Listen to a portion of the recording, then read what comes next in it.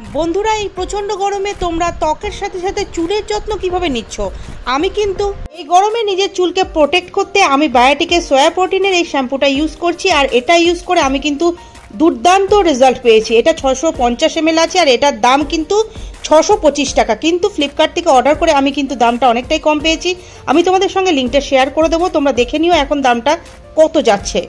প্রচণ্ড রোদে চুলটা যে ড্যামেজ হয়ে যাচ্ছিল সেটা এই শ্যাম্পুটা ইউজ করে আমি কিন্তু অনেকটাই নিষ্কৃতি পেয়েছি।